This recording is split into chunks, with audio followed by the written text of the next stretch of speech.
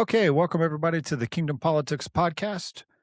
Pastor Will is normal and Dr. Michael Huffman. And today we have a special, actually our first in-person guest. Drum roll. First in person, really? Yeah, Wow. normally we do this remote. In the flesh. Yeah. All right. We had to get special clearance from the Pentagon for you to come in here today, brother. Actually, That's a long list. Yeah. So I have a question. There's so many energy drinks in this room. Where what should I be prepared for in this? Man. This is a true story. One time I got my blood pressure taken right after an energy drink, and the doctor was amazed. He was like, I don't know how you're alive. We got 2 Mountain Dews, 2 Monsters. We're ready to rock. If his head starts to twist, there's the door. I'm right behind you. This is one of those shows you're not going to have to play on 2x speed. No. No, we go pretty fast. We're already fast enough. We know what we're doing.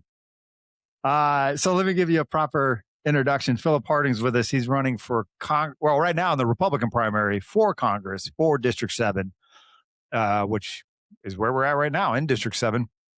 And he is an impact-driven entrepreneur, a businessman, global speaker. He's the co-founder of Impact Junkie, which is a global network empowering entrepreneurs and investors to tackle some of the world's most pressing questions. He previously served as a senior advisor within the U.S. government, and he's a graduate of Harvard University. That's amazing. And he delivered the graduate commencement address at Harvard. And now he is running for, like I said, District 7 in the Republican primary, which early voting has already started. So if you live in District 7, that's going on right now. You can go vote today. And we'll kick it off to you, sir, with the first question of why step up and run for Congress? Yeah, well, thank you. Thank you for having me, and thanks for bringing all the energy today. I appreciate it. Yeah. That's what our country needs. No, I do believe it's a vital time in our country, and we're feeling it. My wife of 21 years and our 3 kids are jumping in because we believe it's vital. It's a vital time, both spiritually, ideologically. I feel like we've lost our way. The last 6 decades, we've definitely veered away or veered off towards the edge of a cliff and have 2 tires hanging off the side. And we are still the greatest country. This is still the best place to live. I've been fortunate enough to visit over 30 countries and work with over 2 million people, helping them start businesses. They introduced me as, this is Philip Harding from the country of dreams. And you realize how blessed we are if we can keep this thing, if we can remember who we are and remember these values and this idea that our rights come from God, not from a king, not from a government giving us permission. That alone is just such a profound idea. Mm-hmm. And you can go deeper and deeper into that. But the foundation of this nation, we're so blessed. And I'm so glad to be able to to talk with you about this. But it's been a journey. I'm a product of the American dream myself. I'm a first generation college graduate. The Harvard thing, it's not just about Harvard. It's about the idea that you can still climb big mountains in this country. Oh, yeah. My great grandfather signed his name with an X. He went to school 3 days in his life. And I'm standing up there having got my undergrad and my master's and giving the commencement speech. And it was a true God moment, American dream kind of moment. I worked in Congress. I worked in the federal side as well. I got to see a lot of good people trying to do good things and be more efficient and better serve citizens. I've seen a lot of challenges there.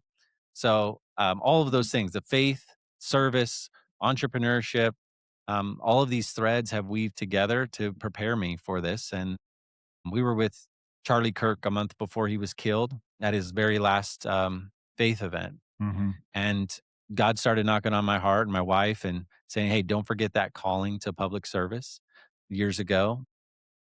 Look what's happening on your watch here. Yeah. And it's time to engage. And then he was killed a month later. And we've been talking about that, earlier about the ripple effects we're still feeling in our country. And I believe there is a hunger. I feel like there is a desire. We're looking at things like socialism very seriously and electing people last week. I mean, it is funny. I can laugh about the mini Mamdanis and all of this, but it's a very serious thing that is happening. So this is a precious thing that we have and it's worth fighting for. It'd be a lot easier not to do this. It'd be a lot easier just to keep running our company, traveling around the world and across the US. But it'd be a lot easier on our family, but we believe it's worth fighting for. And so we're here.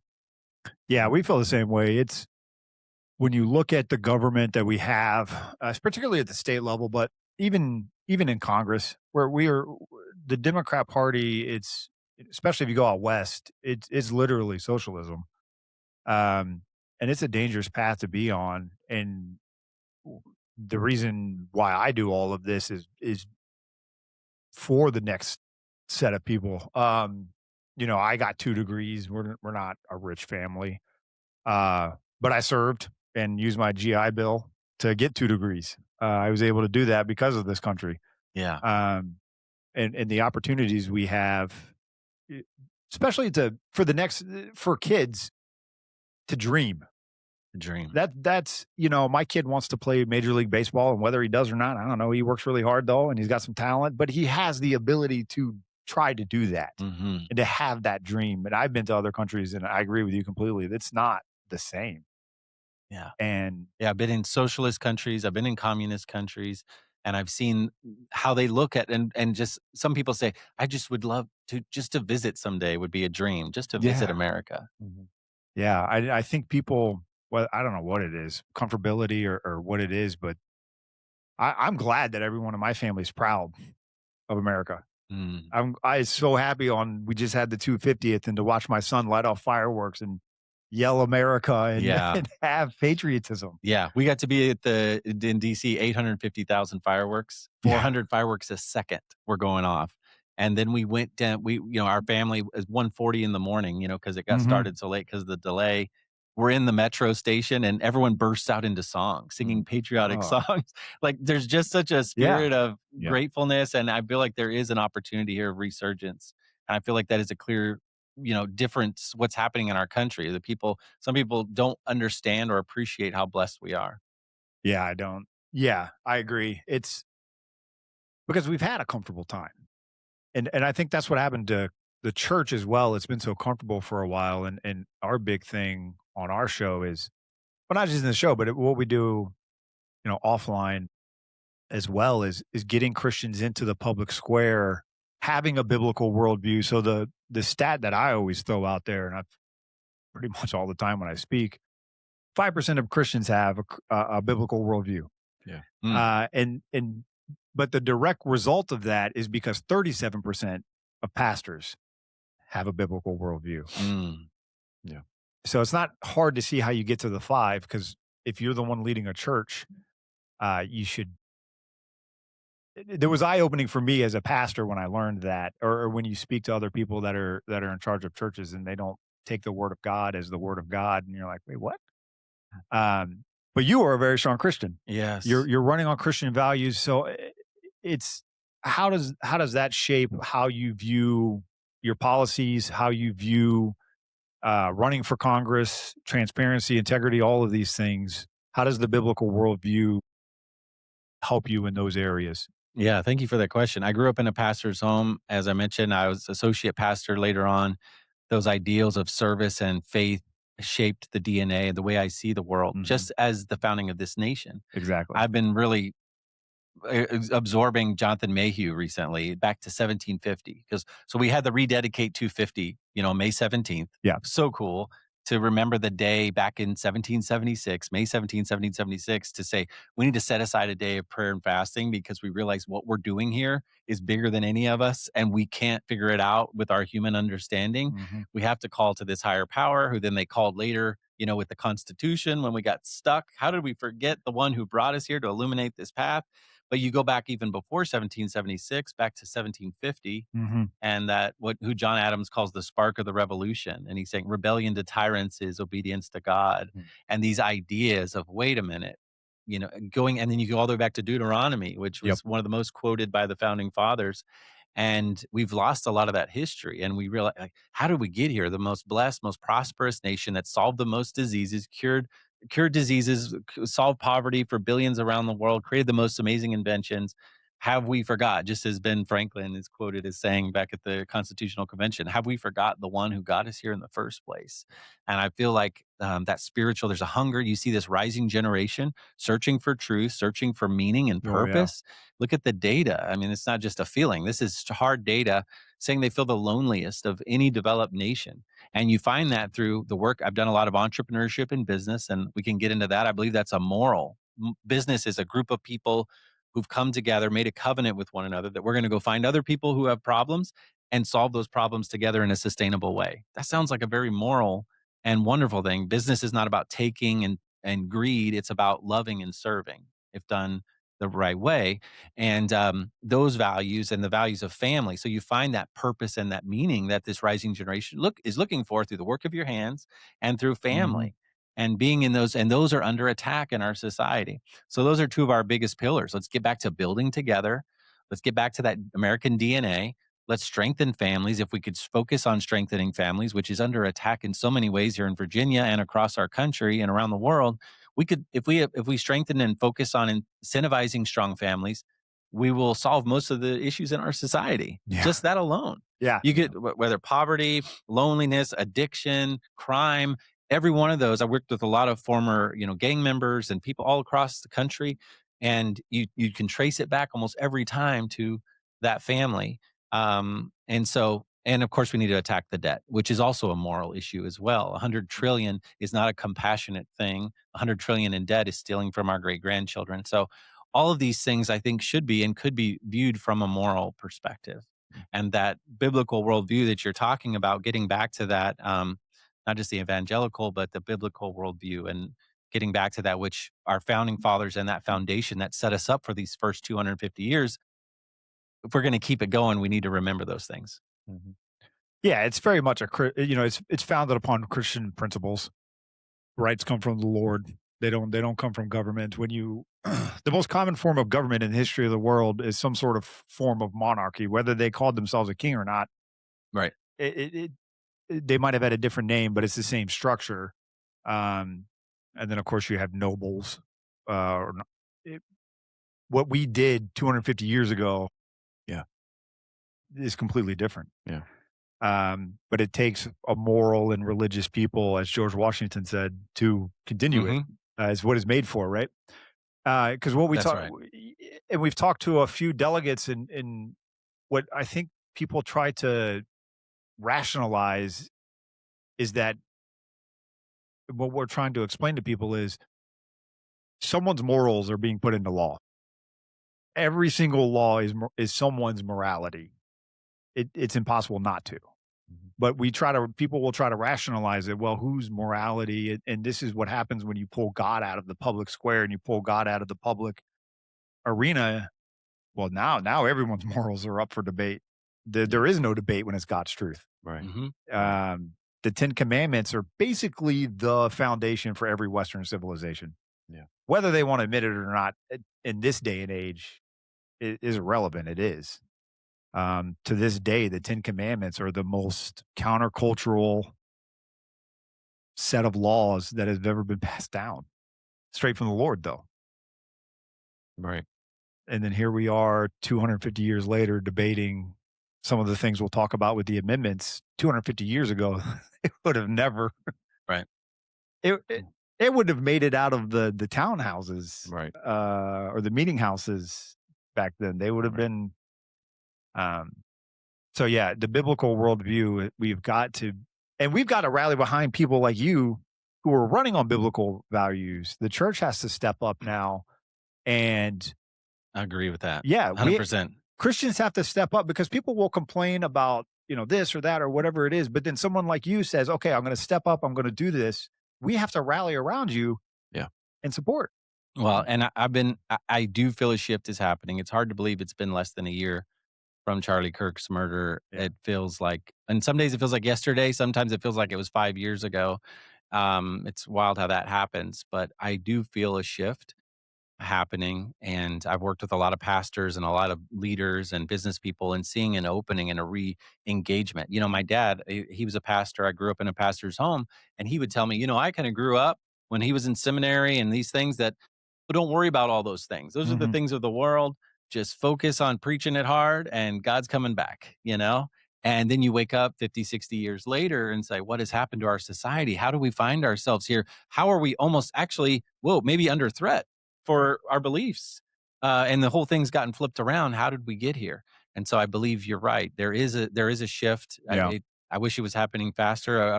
Remembering, that May 17th was wonderful, but there's a lot of comfort. Yeah. The very thing that we've been blessed with could also be the very thing that holds us back. because we have these freedoms and we have the ability to speak and we have our big, beautiful buildings and we have the tax incentives and all of these things that are so nice and comfortable. I don't know if we want to really rock that. That's a little uncomfortable Yeah. to talk about some of these things. Well, But the fact of the matter is, you talk about the preachers, the old time preachers used to say, like you just said, just preach the Bible, the God's coming back. Well, the fact of the matter is 50 years later, Jesus hasn't come back yet. And of course, the Bible says very clear that a day is 1,000 years is as a day to the Lord. So we have no idea when he's going to come back. So he says, occupy till I come. Yep. And part of that occupation is being involved in your civic society, being involved civically. And I'm not saying everybody's got to run for office. Praise God, you have stepped up. But I'm not saying everybody has to, but everybody has to be involved. Everybody has to speak up. I agree. And I'm reminded of a song, brand new song by Danny Goki. He sung this called Brave, and he said, we've all got a voice to use, so we need to stand up. And I sound a lot like him when I sing. There's another song that's kind of, I kept praying for God to send, come Lord, send something, send. And he's like, I already did. I sent you. Yeah, exactly. Yeah. Let me ask you a question about, let me ask you a federal question. Okay. Because I want your opinion, not to put you on the spot, but I want your opinion on this. You can't do anything about it now, which is why it's safe to ask you. Okay. HR 1, the big, beautiful bill. And there was a lot about that bill that I appreciated. There was a lot about that bill that I thought was physically irresponsible. I don't, Phil, one of the complaints, I travel, of course, like you and I have talked, I travel about 5,000 miles a month throughout this Commonwealth. So I see a lot of people, talk to a lot of people. And one of the things that bugged most people about the HR 1 was that, and one of the things that bothers them most about our current Congress is constantly kicking the can down the street, down the road. There are 12 resolutions that they're supposed to be passed, and they keep, or 12 budget items are supposed to be passed, and they keep doing these CRs, kicking them down the road, basically giving themselves giving their own selves a credit increase by raising. That's basically what the debt ceiling is. Raising the debt ceiling is. I want to know your thoughts on fiscal responsibility. What you would do in Washington to make sure that these financial amendments. Here's the offensive thing, and this ought to be offensive to both of you, especially Will, that we spend more a year or every 2 years, a year. We spend more a year on the national debt interest than we do on defense. Yeah. Okay, that's offensive to me as an American citizen. That's an existential threat. Yeah, and I can see that it would be even more offensive to somebody that served, that we spend more on the national debt than we do on defense. So, as a member of Congress, what would you do to make sure? And listen, we recognize your one voice, your one vote. We understand that, but what would you do to ensure that Congress, or help ensure Congress, actually did pass these 12 fundamental appropriation bills? Yeah, well, it's a moral issue, really. We try to separate it out. Oh, it's economic and it feels so different, but it's really a moral issue. We're stealing from future generations. It's not a way you wouldn't run your family finances or your business finances this way, and it's irresponsible and wrong. So we've got to do better. So the fraud is obviously a big issue as well. There's so much wasteful spending. I've seen it on the inside. I was a presidential fellow after Harvard when I gave that speech about George Washington in Harvard Yard. I was also selected as a presidential fellow, and I came in and I got to see it. I got to see it up close, and I got to see a lot of good people trying to do good things, but beat down by the bureaucracy, so to speak, or feeling afraid that if they raise their hand and say, hey, I found a way for us to save $10 million here on this that we're spending that doesn't need to happen, and we could better serve citizens, be more efficient. So I think we need to have that. We need to empower people from within, and then we do need to rein in the inflation is out of control, and that's putting weight on every family, every business. And by just continuing to print money, the dollar, if you pull one out, it actually shrinks as you're looking at it, because it's actually it's worth less and less every day. And if you count unfunded liabilities too, 100 trillion. So this is why attack the debt is one of our big pillars that we're running on, to bring that same business-minded approach to tackle this. And so and I think coming at it from a moral issue as well is important. Secondly, I'll also say there are some silver linings. So the Invest America program, a good friend of mine helped get that off the ground, and it's very encouraging to see that because you look at these things, some of these social programs, and they're calling them like, here's your government benefit. It's like, actually, no, I paid into this. Yeah. You took it out of my paycheck all these years, and then here's your benefit back. No, Here's this an is eighth of my your here's an eighth of your small refund. percentage that I couldn't manage properly, Yeah. which again gets back to the fundamental issue of what things should the government be doing. Right. There are so many Yes. things that it's grown over the last 6 decades specifically to be doing that it should not be doing, and that's why we're feeling so much of this oppression and heaviness. It's like gravity. You just are living with it, and you don't realize until you kind of like, oh, wow, that was really refreshing. Right. But the Trump accounts, they're calling them, the Trump account, the Invest America program, which is unleashing the private sector. Every kid's getting $1,000, which could grow to millions if handled properly and if matched by private employers. And you see people like the Dales getting in, Michael Dale and his wife, I think was it yesterday or the day before, up and ringing the bell the first time both of the, stock markets have been rung at the same time, and so grateful that they could give and they could be part. So we need to get back to those private sector solutions, that private sector thinking. And there's so many things that the government's doing that it should not be doing. And that's leading to all this pressure, not just in that it's not just because of that big number and that trillion and is bigger than the defense spending is crazy. But in addition to that, that's putting a heavy weight on every family and every business and really weighing down our economy. And everyone's feeling that. Yeah, I like the government's doing too much. So we're both just whatever the Constitution says is what we do. It's not rocket science. Well, we could make it lean real quick. Yeah.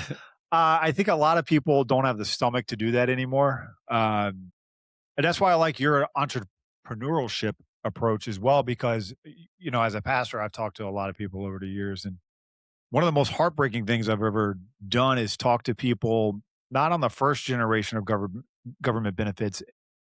So for full transparency, I think it should have been the church the whole time or private enterprise that does it, but it's fine. We've had it since the 70s. If you need help, I think there should be rules to get off of it. But anyway, my point is that when you talk to the next, like third, fourth, on down the line of people that have been on it, it's heartbreaking. They have no drive to do anything. Correct. There's no ambition. There's no goals that they're going for. It's incredibly just heartbreaking. Yeah. I think it's, again, a moral and Yeah. a biblical issue to look at it from that perspective. And there's a lot you can break down. Socialism or communism, it really ultimately leads to selfishness. Yeah. Which is, it sounds counterintuitive because you're like, oh no, you want to help all the poor people.